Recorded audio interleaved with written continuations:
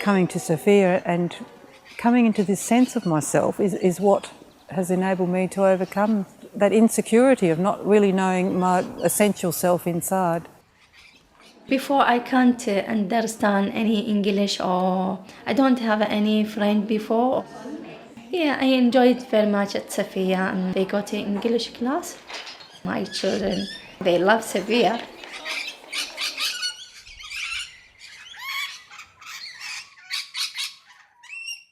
The place itself is like a calming. These people that run this place is like your family. Yeah. That's all the Ngarrindjeri mean. Yeah, Ngarrindjeri is us. Ghana is Adelaide. Yeah. That's good. There's a lot of stories here in Sophia's. I think it's just like a safe place for us, and we know that we're welcome here, and they're always kind and respectful to us. Yeah, there's 3-pronged ones in there, aren't there? And we're the same with them. Two-way street. Yeah, that's the one. See, that's the seed they're starting to form in there. In memory of Auntie Maggie Jacobs, Ngarrindjeri Elder, and Auntie Veronica Brody, Ghana and Ngarrindjeri Elder, loved friends of the Sophia community. We'd all go down to the country where I come from. We'd stay all day, pulling rushes, doing them up in little bunches, I suppose you'd say. Then we'd come back here and have one full day, and I'd teach them how to do the weaving. The women was all eager about it, you know. The day went too quick for us for the weaving. Sort of loved this place because we knew that if we ever need anything or was in trouble or wanted to know something or go somewhere, we'd only have to come and talk to these fellas. And if they could help, they would do it for us. They have been there for us all along, for years, even before I knew them, you know. We sort of been having a lot of problems with our people dying and a lot of funerals. And that's all we seem to see them is at funerals. But then when they say, oh, there's a meeting at Sophia's, I'd ring Auntie Dora or somebody up and say, you going to Sophia's? Yep. Well, I knew then that there'd be a whole mob of us, so. Around the kitchen table, pick the gathering, all the women being together, and then you find out different things, what's happening in our communities. Yeah, that's good. It's really good. We all got together here, and Auntie Dora will play the piano.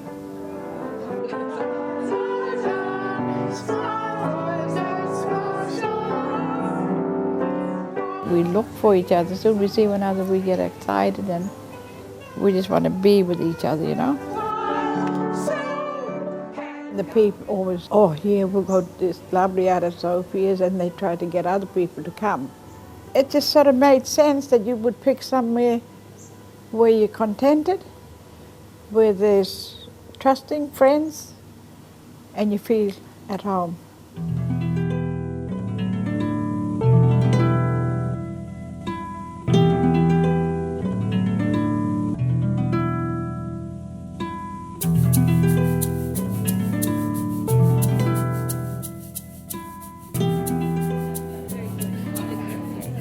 I think your neighborhood, I think you like my new neighborhood. I'm from Iraq. In 2001, me and my husband, we went to Australia by a boat. Yeah, that's crazy, I know. Yeah. We was in Umrah, we stayed for 6 months. Yeah, in Pakistan. I know what the safe is. You know safe, don't you? Safe. Yes. Aman. I started at Sophia about 6 or 7 years. Before, I can't understand any English, or I can't speak, or I can't read any words in English. And my son was very little. My children was come with me at Sophia. They look after them. Lots of people tell me how I get my English. I tell them that's all from Sophia because I didn't go to any TAFE or another English class. Lots of people went to the TAFE, but I can't. I got 3 children, and I think I miss Sophia if I'm not coming. We come to Sophia, and we saw lots of tutor and lots of things. I feel very happy because I changed. I don't have any friend before, or I'm not understand lots of words. Suburb, close to your house? Yeah, all the neighbors. Last week, my daughter, she had an infection in her kidneys. I went by myself to the hospital and I spoke to the doctor. That's good. I understand everything. That's good. That's all from Sophia. Yeah. I tell a lot of Iraqi women about Sophia. The help is nice. Why not to help each other, people to the people? Like now, my teacher, when I got any problem, she gave me a call. She asking about me, about my children. I still enjoyed Sophia and I like it. I still waiting for every Wednesday. Yeah, if I can't come, I was very sad.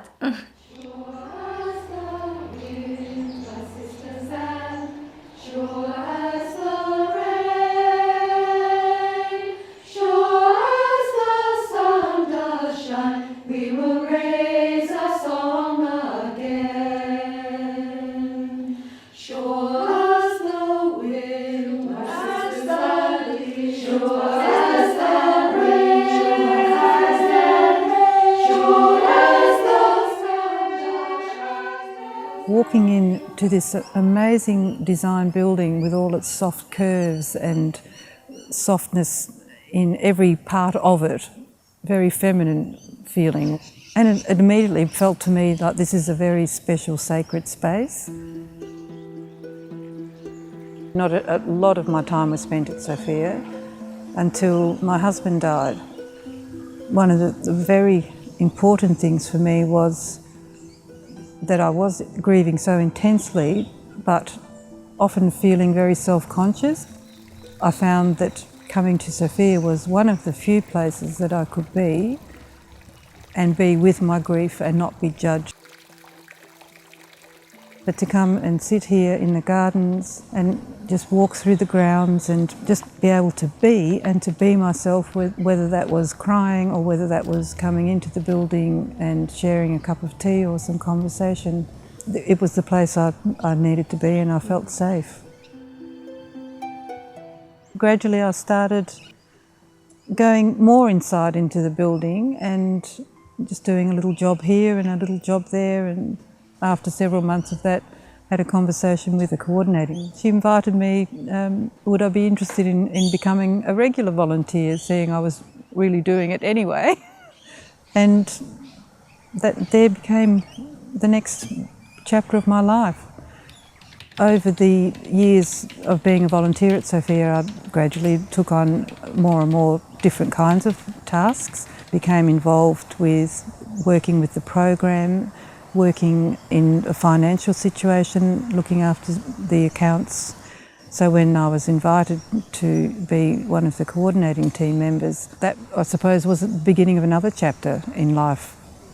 Sophia is well managed by the coordinating team of 3. And October was the open day. The end of October is the Sophia open day. It is a very effective way to manage Sophia in a very collaborative way, which is what we pride ourselves on working that way at Sophia, being a feminist organisation. It shares and complements all the talents of the 3 people, plus all the staff who support the coordinating team.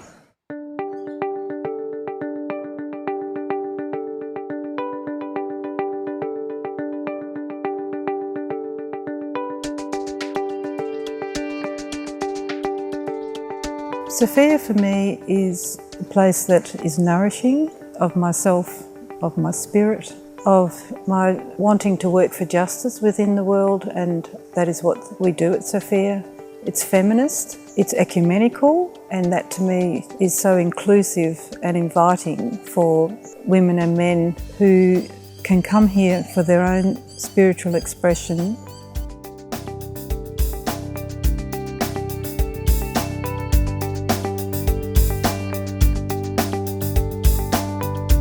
That history of the connection with Dominican spirituality from several hundred years ago, I think because that underpins what Sophia is about, and that is about education and justice and respect and acceptance and embracing of difference and diversity, where particularly women's voices are heard, which is one of the primary reasons that Sophia was set up, as a safe place for women to be able to be heard and to share their stories with other women. And I think for me, that safety and that sanctuary of being in a sacred place where you can do that is what is so important about Sophia and what is so precious about Sophia.